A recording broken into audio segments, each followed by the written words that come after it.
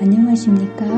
사랑, 희망, 생명을 전하는 복음방송 진리의 뜰입니다.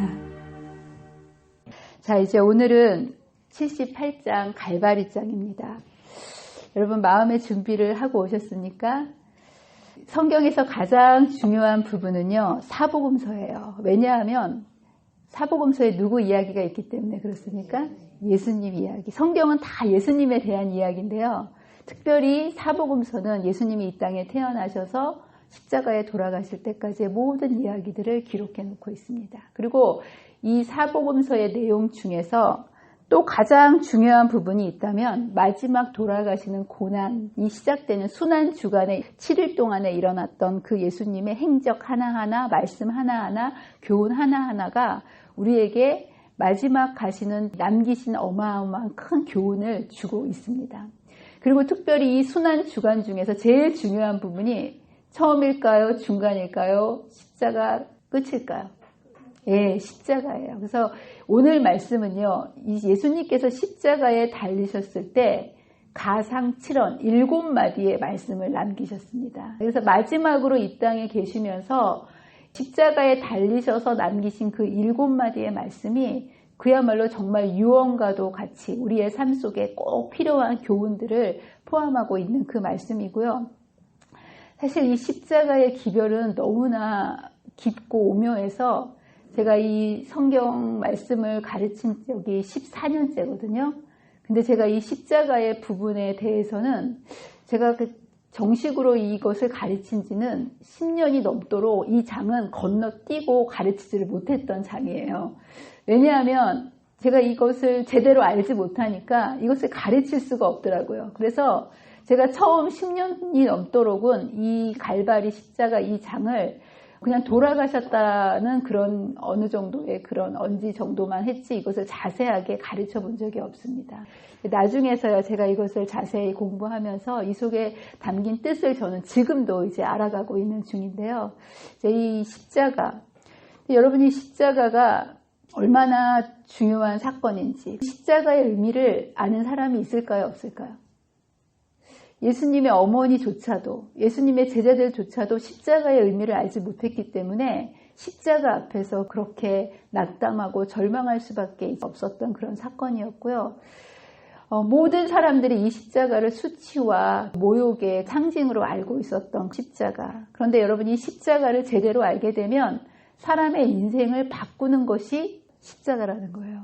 사도 바울이요, 사실은 이 십자가를 증오하고 멸시했던 사람이 사도 바울인데요.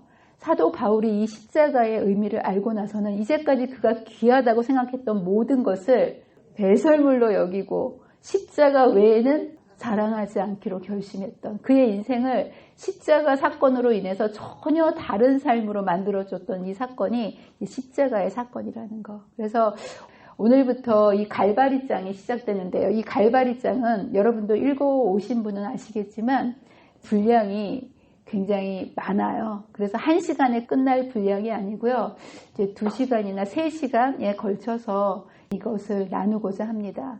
제가 여러분에게 꼭 부탁드리고 싶은 거는 물론 앞에 부분도 그렇지만 이 부분은요.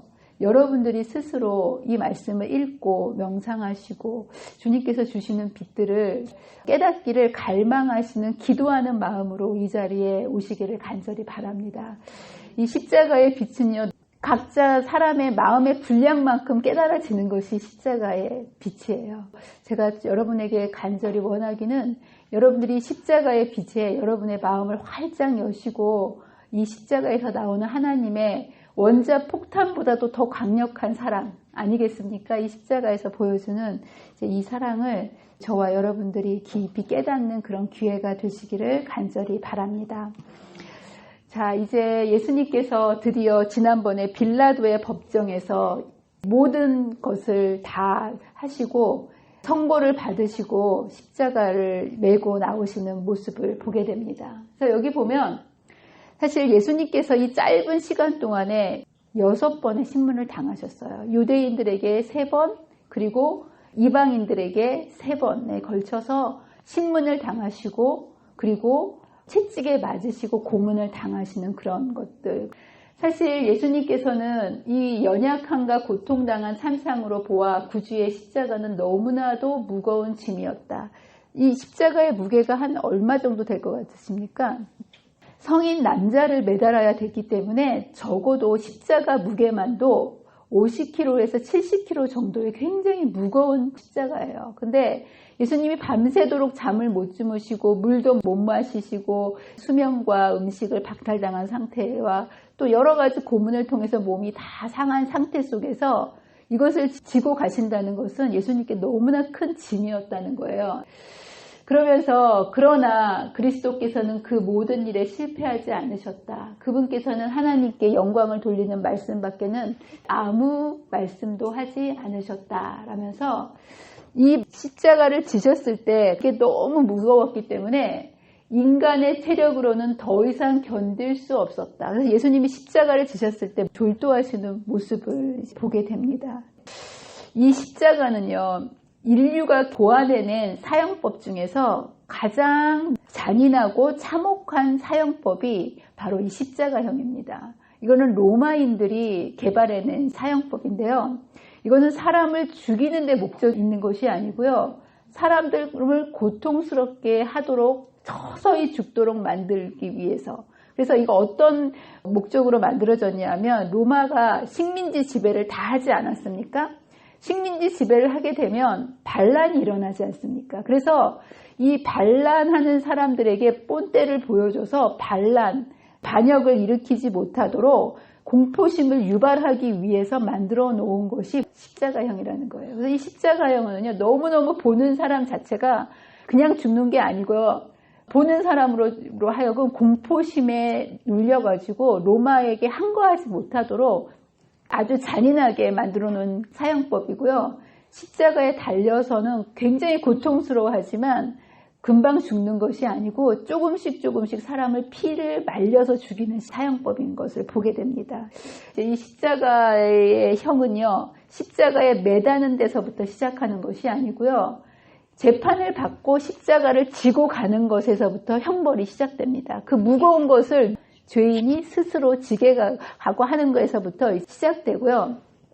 이 십자가에서부터 예수님이 달리신 그곳까지 가는 여정을 나중에 순례객들을 위해서 비아 돌로로사라고 하면서 14곳의 장소를 나중에 사람들이 예수님께서 쓰러지신 곳, 여인들이 울던 곳, 이렇게 장소를 정해가지고 기념물을 정하고 이제 지금도 순례객들이 그곳에서 멈춰 서서 기념하는 그런 곳이 있습니다. 지금도 이스라엘에 가면 금요일마다 십자가를 메고 가는 그것을 그대로 재현하면서 십자가의 그 모습을 관광객들에게, 순례객들에게 보여주는 그것을 하고 있는데요. 이 2000년 전에 세워졌던 여러분 그 십자가가 수많은 군중들이 이때 몰려들었거든요. 근데 여러분 생각에 이 십자가의 군중들은 2000년 전에 있었던 사람들에게만 십자가의 군중들이 십자가의 그곳에 있었는가? 저는 그렇지 않다고 봅니다. 이 시대를 살아가는 시간과 공간을 초월해서 지금도 그 당시에 예수님을 따라갔던 여러 종류의 무리들이 있다라는 거예요. 그리고 지금도 우리도 예수님을 따라간다고 하지만 우리도 그 네 종류의 무리 중에 분명히 한 무리에 속해 있다라는 거예요. 나는 과연 십자가가 내게는 어떤 의미가 있는가? 여러분들 하나님을 잘 믿는다는 거, 열심히 믿는다는 거, 이것보다 더 중요한 것은 십자가의 의미가 무엇인지를 제대로 깨닫고 하나님을 믿는 것 중요합니까? 안 중요합니까? 정말 중요하다라는 거예요. 많은 사람들이 주여 주여 하고 주님을 따라가지만 그들의 마음속에 십자가의 의미를 제대로 알지 못한다면 그거는 진정한 예수님을 안다고 볼 수 없다고 저는 생각합니다. 그래서 오늘 이 시간에 저와 여러분의 마음속에서 내가 만약 그 자리에 있었다면 나는 과연 어떤 무리에 속해져 있을까? 여러분의 신앙을 점검해 보는 시간이 되시기를 간절히 바랍니다.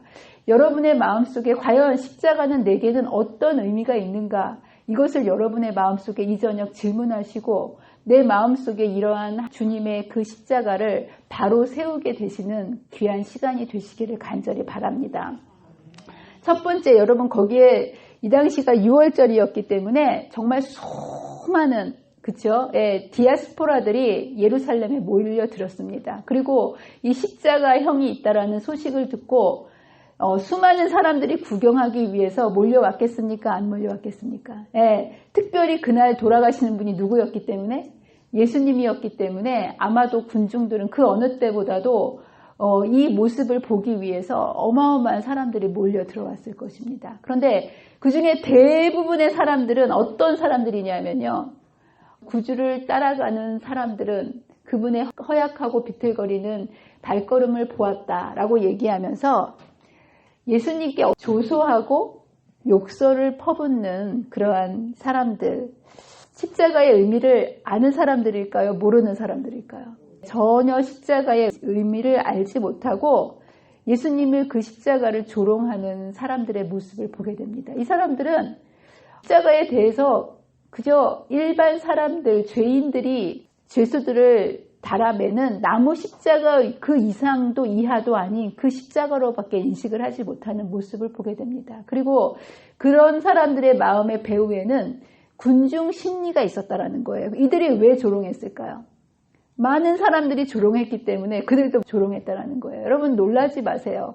이날 예수님께서 십자가를 지고 가실 때 조소하고 욕설을 퍼부었던 많은 사람들은요. 그 전 바로 일요일 날 예수님께서 왕으로서 입성하지 않으셨습니까? 그 입성할 당시에 예수님을 왕이라고 호산나라고 메시아라고 외치던 사람들이었다라는 거예요. 여기 분명히 이렇게 되어 있습니다.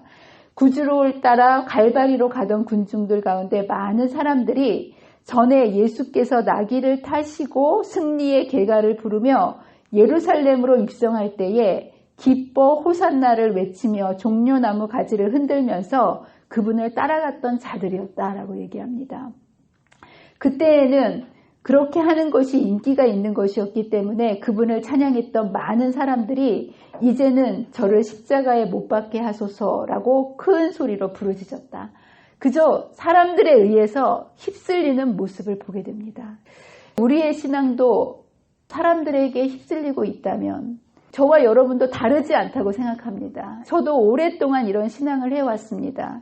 제가 십자가의 의미를 제대로 알지 못한 채 그저 모태 교인으로서 교회 가니까 가서 앉아 있었고요. 이런 신앙을 제가 오랫동안 해왔다라는 거예요. 여러분들이 정말 십자가의 의미를 알려고도 하지 않고 제대로 알지도 못한 채 그냥 습관적으로 교회에 와야 되니까 여러분 와서 이 자리에 앉아 있다면 저와 여러분도 어디에 속한 사람들이라는 거예요? 예, 이러한 무리들, 많은 사람들이 그냥 가니까 생각 없이 가서 따라서 하는 그런 무리들에 속해 있는 모습을 보게 됩니다. 두 번째 무리는요, 여인들입니다.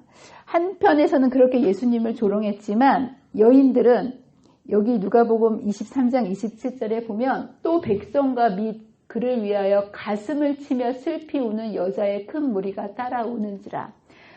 예수님이 그 십자가를 지고 가시는 모습을 보았을 때 가슴을 치면서 울고 통곡하는 여인들이 있었다는 거예요. 피투성이가 되신 예수님의 모습을 보면서 이들은 왜 울었을까요? 십자가의 의미를 알고 울었을까요? 그럼 왜 도대체 이 여인들은 왜 이렇게 울면서 통곡했을까요?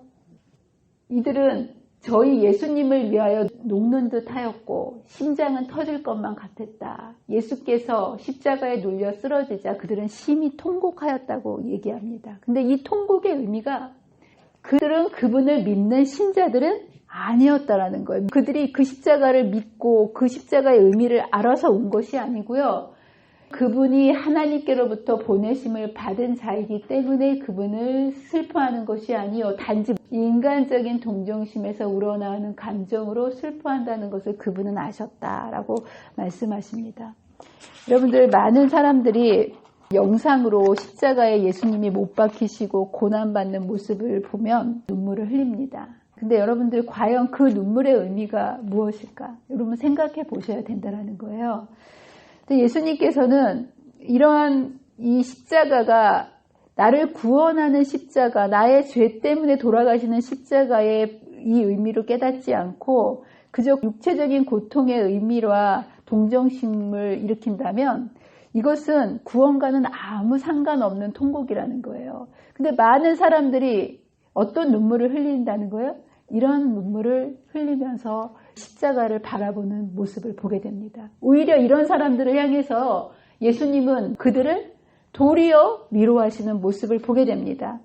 나를 위해서 울지 말고 너희와 너희 자녀들을 위해서 울어라라고 얘기하시면서 그분은 그들의 동정심을 무시하지 않으셨다. 오히려 그분의 마음속에는 그들에 대한 깊은 동정, 그들은 예수님을 보고 동정해서 울었지만 예수님의 입장에서는 그들을 더 동정하셨다는 거예요. 회개하지 않는 자들과 믿지 않는 모든 자들은 이루 말할 수 없는 슬픔과 고통을 당하게 될 것이다. 십자가의 의미를 전혀 모른 채 그래서 동정심에서 나오는 그 울음을 보시면서 주님께서는 그들을 오히려 위로하시는 모습을 보게 됩니다. 세 번째로 제자들이 있습니다. 여러분 제자들도 이때 십자가의 의미를 알았을까요? 몰랐을까요? 제자들은요 예수님을 사랑했습니다. 맞습니까? 네, 그러나 그들은 십자가의 의미를 제대로 이해하지는 못했습니다. 오히려 십자가에 대해서 잘못된 오해를 가지고 있었습니다. 그래서 여기 예수님이 입성하실 때는요 뭐라고 생각했냐면 이제 왕이 되시나 보다라고 생각하고 엄청 예수님 곁에서 큰 영예라고 느끼면서 예수님을 따라갔지만 그분이 굴욕을 당하시게 되자 그들은 그 십자가의 의미를, 예수님은 그 십자가를 영광이라고 하셨는데 이것을 제대로 깨닫지 못하니까 멀찌감치서 그분을 따라가고 슬픔과 시리에 젖어서 고개를 푹 숙이고 가는 모습을 보게 됩니다. 십자가의 의미를 알지 못하면요 우리도 이런 모습으로 살 수밖에 없는 우리의 연약함을 보게 됩니다. 이 십자가의 의미를 깨닫는 것, 십자가의 가치를 깨닫는 것 중요합니까? 안 중요합니까? 여러분 십자가의 가치를 알았던 막달라 마리아는요 자신이 가진 모든 것을 팔아서 예수님께 감사를 표했어요. 몇 데나리온이죠? 300데나리온에 자신의 모든 것을 주고 예수님께 감사를 표했지만 유다는요 예수님의 가치를 알지 못했기 때문에 포장지 값도 안 되는 은 30냥에 예수님을 팔아버렸다라는 것. 여러분은 예수님의 십자가의 가치를 아십니까? 사실 이 예수님의 제자들조차도 제대로 이해하지 못했고요. 예수님을 날 때부터 길렀던 마리아도 십자가 밑에서 울며 통곡할 수밖에 없었습니다. 왜 그랬을까요? 십자가의 의미를 알지 못했기 때문에. 사람의 안목으로 이런 십자가의 의미를 제자들도 어머니도 다 알지 못했던 이 십자가를 아는 것이 가능한 일일까요? 불가능한 일일까요? 이날 예수님의 십자가의 의미를 아는 사람이 있었을까요? 없었을까요? 이날 모든 제자들조차도 십자가의 의미를 알지 못했습니다. 그러나 여기에 보면 참 놀랍게도 예수님의 십자가의 의미를 알았던 사람이 한 사람 있었다는 거예요. 구레네 시몬입니다. 구레네 시몬은요 유대인도 아니었어요. 이방인이었고요. 자기 자녀들은 예수님을 믿었지만 본인은 예수님에 대해서 알지 못했고 예수님을 믿지 않았고 그날 처음 예수님을 본 사람이었어요. 근데 이제 가다가 보니까 억지로 십자가를 지고 갈 수밖에 없었어요. 왜 억지로 질 수밖에 없었냐면 그 당시에 사실 예수님의 제자들도 있었고 뭐 여러 사람들이 동정심으로 우는 사람들도 있었고 십자가를 지어주려면 인간적인 동정심으로 예수님을 지어줄 수 있지 않았겠습니까? 근데 그때가 무슨 기간이었다는 거예요? 6월절 기간이었기 때문에 십자가에 접촉이 되면 6월절에 참석하지 못하게 부정하게 될까봐 이게 정말 아이러니한 거 아니겠습니까?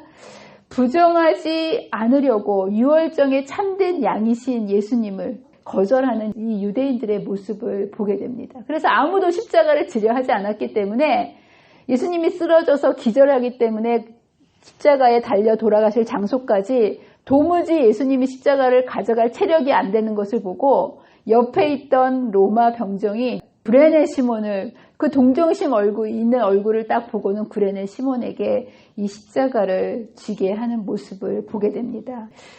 그는 정말 예수님을 알지 못하는 사람이었지만 이 십자가를 억지로 지는 이것 때문에 그 십자가의 의미를 깨닫는 자가 되는 모습을 보게 됩니다. 그는 자신은 그분의 제자가 아니었다. 그런데 갈바리까지 십자가를 지고 간 것이 시몬에게는 큰 축복이 되었다. 그는 그때 이후로 그 같은 섭리를 항상 감사히 여겼다. 그것은 그로 하여금 자진해서 그리스도의 십자가를 지게 하였고 항상 즐거움으로 그 십자가 아래 서게 하였다라고 말씀하십니다. 여러분의 인생 속에서도 억지로 져야 하는 십자가가 있습니까? 없습니까?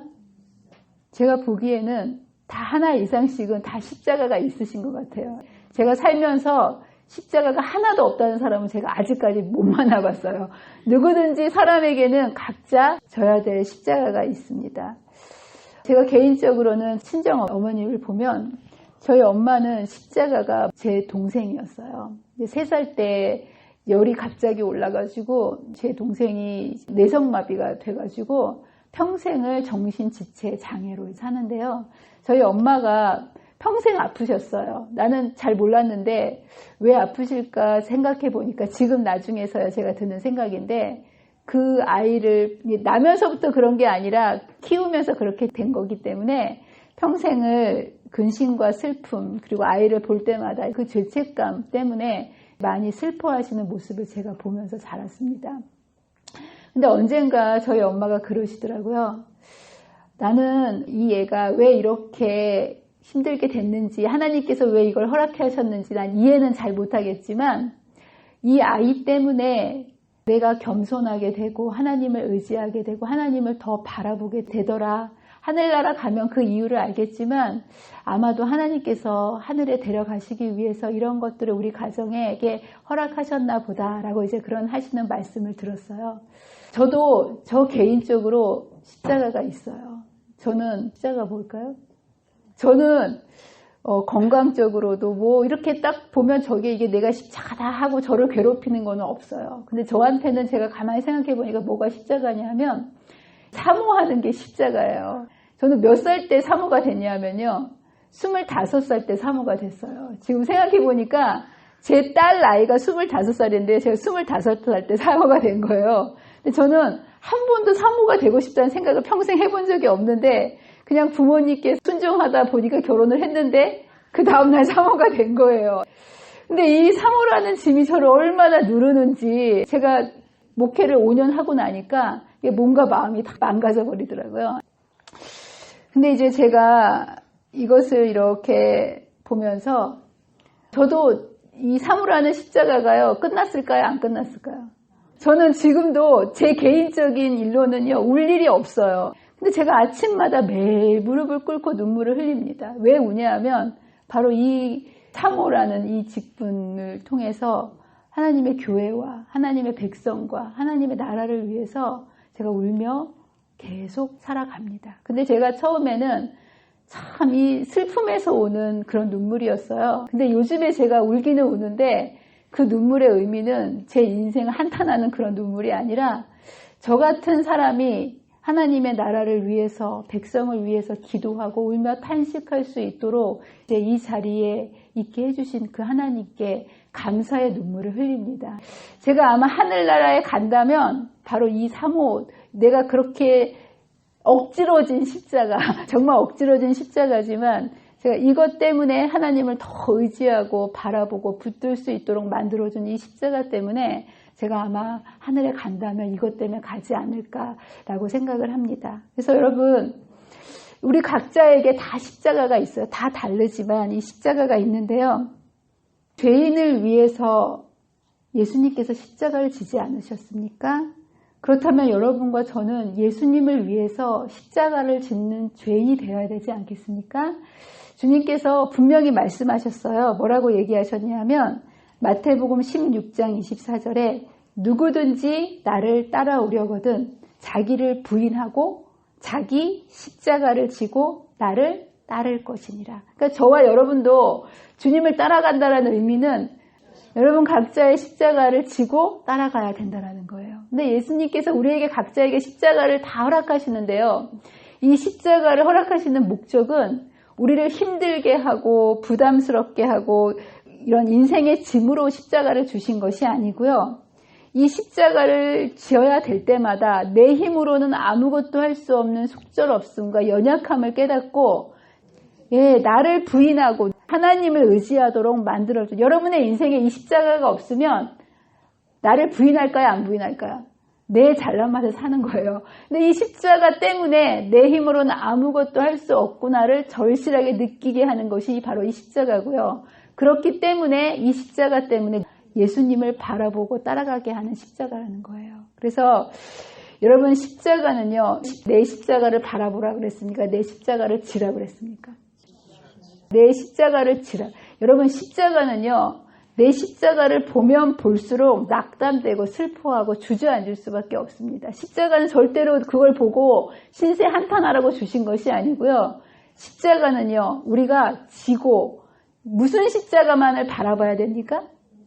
예수님의 십자가만을 바라봐야 돼요. 여러분의 십자가는 보는 게 아니고요. 그거는 순종하는 거예요. 등에 지고 따라가는 거고요. 우리가 봐야 할 십자가는 예수님의 십자가를 바라볼 때 십자가의 능력이 있고요. 십자가의 은혜가 여러분을 그 십자가를 감당하고 나아갈 수 있게 만드는 그러한 능력의 십자가라는 사실을 여러분 기억하시고, 내 십자가는 등에 지고 순종하고 따라가시고요. 주님의 십자가를 바라보시고 전진해 나아가게 되시는 저와 여러분이 되시기를 간절히 바랍니다.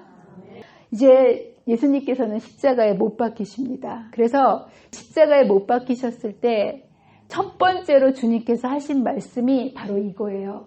가상칠언이라고 하지 않습니까? 이 가짜가 십자가 가짜인데요. 십자가 위에서 남기신 7마디의 말씀입니다. 그리고 첫 번째 말씀이 아버지여 저들을 사하여 주십시오. 자기들이 하는 것을 알지 못함이니이다. 이렇게 주님께서 하나님께 기도하시는 모습을 보게 됩니다. 여러분, 이 십자가를 지고 가는 죄수들은요, 이 십자가를 즐겁게 지고 가겠습니까? 아니에요. 이거 자기가 죽으러 가는 십자가이기 때문에 대부분의 십자가는 이것을 몸부림치고 저항합니다. 그래서 로마 병정들이 이 죄수들로 하여금 십자가를 지게 하기 위해서는 가죽 채찍에 끝에 갈고리를 만들어 가지고요, 이것을 지고 갈도록 계속 때립니다. 그래서 죄수들이 원하든 원하지 않든 그 십자가를 지고 거기까지는 가게 됩니다. 근데 이제 문제는 십자가에 못을 박을 때 못이 살을 뚫고 들어올 때 얼마나 아프겠습니까? 근데 이거는 너무 아프니까 모든 죄수들이 못을 박을 때는 욕을 하고 저주를 하면서 막 몸부림을 칩니다. 근데 예수님은 못을 박으실 때 어떻게 하셨을까요? 예수님께서는 그 어린 양 같아서 그분은 한마디의 불평도 하지 않으셨다. 그분의 얼굴은 침착하고 평온했으나 이마에는 굵은 땀방울이 맺혀 있었다. 한마디의 말씀도 하지 않으시고 신음하시고는 하셨지만 소리 지르지 않으시고 그 묵묵히 그 고통을 받아들이는 모습을 보게 됩니다. 그러면서 주님께서 웅얼웅얼 말씀하시는 거예요. 아버지여 저들이 하는 일이 저들은 알지 못함나이다 라고 이제 얘기하시면서 주님께서는 아셨어요. 이 죄라는 것이 인류의 영적 감각을 다 망가뜨려서, 여러분, 이 사람들이 예수님이 하나님이신 것과 하나님의 아들인 것을 알았으면 이렇게 했을까요? 안 했을까요? 못했지요. 주님께서는 이거를 다 아시고 2000년 전에 하나님의 아들을 분별하지 못하는 이들을 향해서 하나님께 기도하셨다는 거예요. 그리고 이 기도는 못을 박았던 그들뿐만 아니라 저와 여러분도 매일매일 주님께 못 받고 살지 않습니까? 이날 드렸던 이 기도는 그날 그곳에 있었던 사람들을 위한 용서의 기도뿐만 아니라 우리도 매일매일 살아가면서 똑같이 이런 죄를 반복하고 있는 예수님의 손에 못 받고 살아가는 우리들을 위한 용서까지도 다 포함되어 있는 모습을 보게 됩니다. 그래서 그리스도께서 원수를 위하여 드리신 그 기도는 온 세계를 포함한다. 이거는 시간과 공간을 넘어서 이 땅의 모든 죄인들을 위한 기도입니다. 이것은 이 세상이 시작한 때로부터 끝날 때까지 이 땅에 살았거나 앞으로 살게 될 모든 죄인을 포함한다.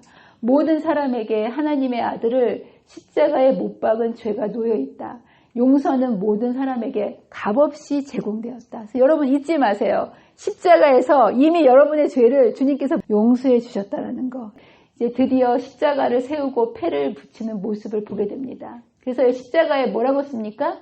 유대인의 왕이라고 기록된 모습을 보게 됩니다. 근데 이것을 보았을 때 유대인들은 화를 내는 모습을 보게 됩니다. 왜 화를 내었을까요? 이것을 쓴 여러 의미들이 있습니다. 첫 번째는요. 빌라도는 이걸 쓴 이유가 잘 봐라. 유대인의 왕이라고 자신을 주장하는 자는 이렇게 죽을 것이다. 이것을 보여주고 싶었던 거예요. 그래서 반란 음모죄로 유대인의 왕, 너희들이 말하는 유대인의 왕의 운명은 이렇게 짐승처럼 십자가에 달려 돌아갈 이런 운명이다. 이것을 이제 얘기하고 싶어서 빌라도는 거기에다가 유대인의 왕이라고 쓰는 모습을 보게 됩니다. 근데 유대인들에게는 이게 다른 거예요. 유대인의 왕인 메시아 아니겠습니까? 이들에게는 신성 모독죄인 거예요. 그래서 이분이 예수님이 여기 달려 돌아가시면 자신들이 모독이 되는 거기 때문에 이들은 거기에다가 유대인의 왕이라고 쓰지 말고 앞에다 자칭을 붙여라. 이제 이렇게 요구하는 모습을 보게 됩니다. 스스로 자신들의 발등을 찍었기 때문에 자칭 유대인의 왕이라고 고쳐달라고 얘기합니다. 이날 빌라도는 이것을 받아들이지 않고 내가 쓸 것을 썼다라고 얘기하면서 유대인의 왕이라고 썼던 그 팻말을 바꾸지 않는 모습을 보게 됩니다. 근데 여러분들 이 팻말에 쓰는 이 글씨는 이 짧지만 이 제목은 누가 쓴 걸까요? 빌라도가 쓴 걸까요?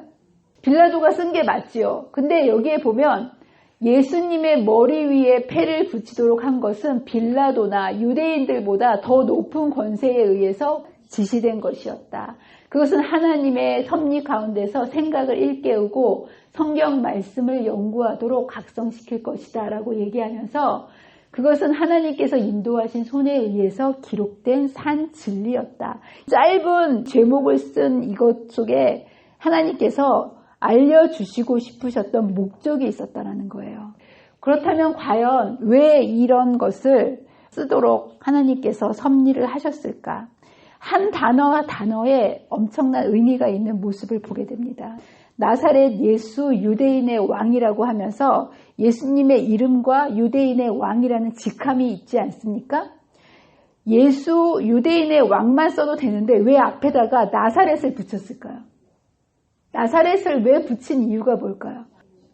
이 나사렛이라는 동네는요, 그 당시에 유대 지방에서 가장 저주받던 곳의 대명사가 나사렛. 나사렛에서 무슨 선한 것이 나겠느냐.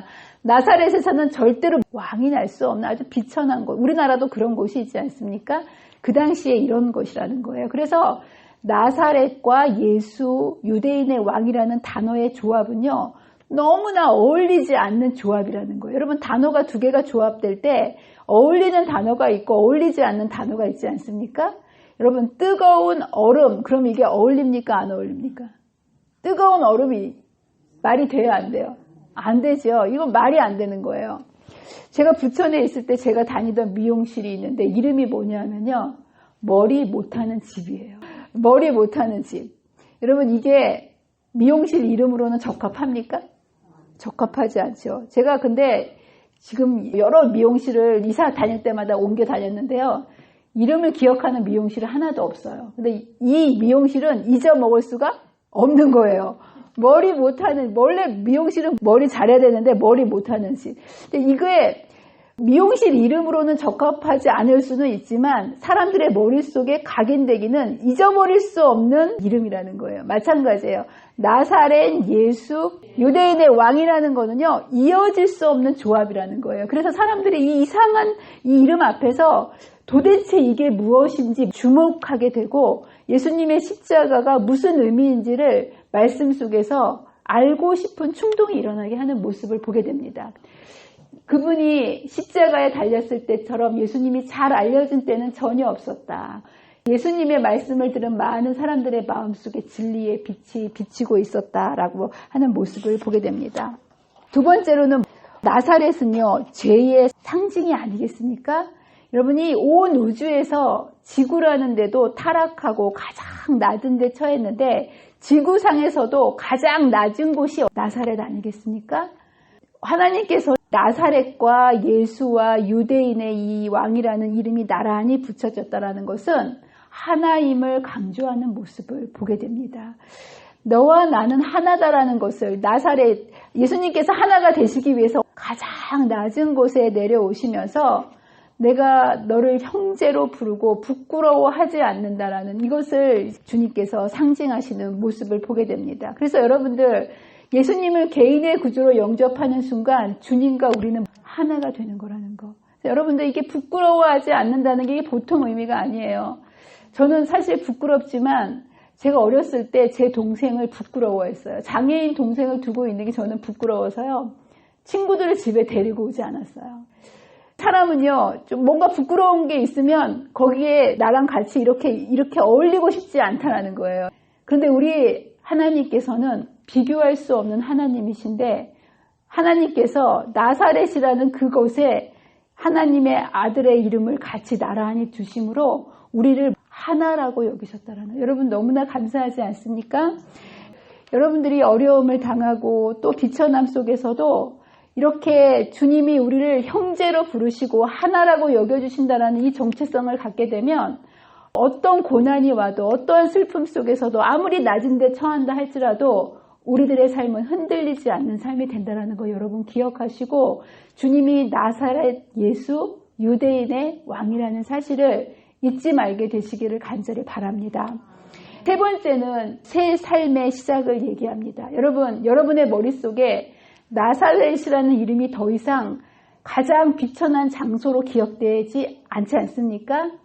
이제 예수님께서 이 땅에 오셔서 나사렛 예수로서 십자가에 달려 돌아가심으로 인해서 나사렛은 더 이상 옛날의 이름과 같은 이름이 아니고요. 새로운 이름으로 탄생하는 모습을 보게 됩니다.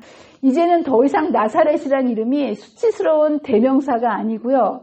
존귀한 십자가를 대변하는 존귀한 이름으로 그 이름을 통해서 가치가 재탄생하는 모습을 보게 됩니다. 그래서 나사렛 예수라는 의미 속에는 그 예수님을 우리가 받아들일 때 우리의 삶도 나사렛처럼 비천하지만 여러분의 삶과 저의 삶도 다시 창조해 주실 수 있을까요? 아멘입니다. 우리는 정말 연약하지만 이 땅에 한없이 나사렛 예수로 내려오셔서 하나님의 자녀로 우리를 다시 재창조해 주셔서 우리를 한없이 올려주시는 하나님의 사랑이 나사렛 예수라는 이름 속에 포함되어 있다는 사실을 여러분 기억하시고 저와 여러분이 이 나사렛 예수께서 돌아가신 이 십자가 정말 이 귀한 십자가의 의미를 여러분의 날마다의 삶 속에서 가장 알고 싶은 여러분의 갈망이 되시기를 간절히 바랍니다. 여러분들이 이 십자가를 날마다 바라보게 되시기를 바랍니다.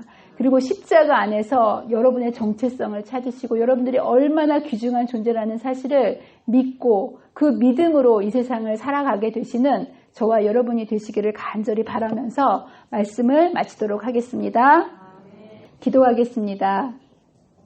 참으로 좋으신 하나님 아버지, 오늘 이 시간 당신의 백성들을 말씀 앞으로 모아주시고 말씀 속에서 십자가가 어떤 의미를 가지고 있는지 하나하나 설명해 주셔서 감사합니다. 주님, 이렇게 존귀한 십자가를 우리는 그동안 알려고도 하지 않고 그리고 이 십자가를 바라보지도 않고 살아왔습니다. 그러나 우리의 인생 속에 각자의 삶 속에 억지로 지어주신 우리 개인의 십자가를 통해서 주님의 십자가를 다시 바라보게 해주시니 감사합니다. 주님, 우리가 십자가의 의미를 알 수 없지만 구레네 시몬처럼 그 억지로 진 십자가를 통해서 주님을 알고 십자가 그늘에서 항상 감사했던 구레네 시몬처럼 오늘 우리들의 마음속에 우리에게 주신 이 십자가를 감사함으로 순종하고 지고 주님을 따라가기로 결심하는 주의 귀한 자녀들이 될 수 있도록 도와주시기를 사랑과 은혜가 많으신 예수님의 이름으로 간절히 기도합니다.